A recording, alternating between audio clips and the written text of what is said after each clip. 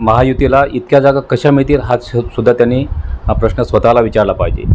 एकही जनविकासाचं काम केलं नसताना, पक्षाची फोडाफोडी केली असताना, नोटाबंदीपासून तर महिलांवर होणाऱ्या अत्याचारापर्यंत, मणिपूरपर्यंत किंवा GSTपर्यंत, महागाईपर्यंत, बेरोजगारीपर्यंत सगळेच्या सगळे प्रश्न हे जनविकासाचे हाताळण्यामध्ये एकही टक्का महायुतीला यश आलेलं नाही आहे।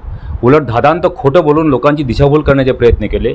नव्हे तर देवळं, मंगळसूत्र आणि नळाच्या तोट्यापर्यंत ही इलेक्शनचा स्तर खाली घसरलेला आहे। तेव्हा जनतेला भावनिक पाशात घेऊन मतदान मागणं हे कुठल्याही लोकशाहीमध्ये जगणाऱ्या नेतृत्वाला शोभत नाही आहे। आणि म्हणून पंडित जवाहरलाल नेहरू वारंवार म्हणायचे की माझ्या देशातली धर्मनिरपेक्षता आणि मानवता जगली पाहिजे असं वाटत असेल तर आर्थिक, सामाजिक आणि सांस्कृतिक आणि शैक्षणिक सामंजस्य किंवा उन्नती झाल्याशिवाय आपल्याला पर्याय नाही। म्हणून पंडित जवाहरलाल नेहरू धरणं बांधले तेव्हा ते मानवतेचं मंदिर म्हणायचे। आजही रामाचं मंदिर बांधलं ते आमचा आक्षेप नाही आहे, कारण राम हा एका चांगल्या नेतृत्वाचा तर एक द्योतक आहे। आणि मग अशा स्थितीमध्ये महाराष्ट्राच्या कुठल्याही सरकारनं किंवा महाराष्ट्रातल्या वरच्या सरकारने देखील कुठलंही जनविकासाचं काम केलं नसताना त्यांना 50-50% जागा कशा मिळतील, का मिळाव्यात? शेवटी अंदाज जो आहे हा अंदाज आहे, पण माझी खात्री आहे कारण जसं त्यांना वाटतं की तसं आम्ही ग्रासरूट लेवलवर प्रत्येक मतदारापर्यंत मतदारांची भूमिका जाणून घेईपर्यंत आम्ही जेव्हा फिरतो तेव्हा मला खात्री आहे की किमान 30पर्यंत जागा तरी आमच्या महाविकास आघाडीला हमखास मिळू शकतात।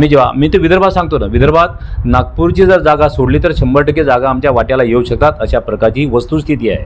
कारण लोकांनी प्रचंड रोष व्यक्त केलेला आहे, नाराजी व्यक्त केलेली आहे, चीड व्यक्त केलेली आहे। अशा प्रकारचं नेतृत्व हे देशात नकोच हे सुद्धा माझ्या सर्वसामान्य महिला बोललेल्या आहेत। आणि म्हणून मला खात्री आहे की 30च्या आसपास हमखास महाविकास आघाडीच्या सीट्स येऊ शकतात। कारण उद्धव ठाकरे साहेबाचा एक माणूस की ज्याला मॉरल बेस आहे, जो मूळ पक्ष जन्माला आला बाळासाहेब ठाकरेंच्या कल्पनेतून, त्या पक्षाचा एक प्रमुख माणूस, पण कधी अहंकार नाही, कधीही अरेरावी नाही, कधी मारण्या ठोकण्याची भाषा नाही। तेव्हा अशा स्थितीमध्ये शरदचंद्र पवार साहेबांनी स्वतःचा पक्ष जीवतोड मेहनत करून त्यांनी पक्ष उभा केला। आणि म्हणून ही सगळे पक्ष तोडून की शेवटी सगळ्या माणसांना हे कळतं की चांगलं काय आणि वाईट काय, योग्य काय आणि अयोग्य काय जाणून घेण्याची ताकद महाराष्ट्रीय मतदारांच्या मध्ये आहे। आणि म्हणून त्याने तो निर्णय घेतला आहे। मला खात्री आहे की 30 ते 31पर्यंत हमखास महाविकास आघाडीच्या जागा येऊ शकतात, म्हणजे येऊ शकतात। ABP माझा, उघडा डोळे बघा नीट।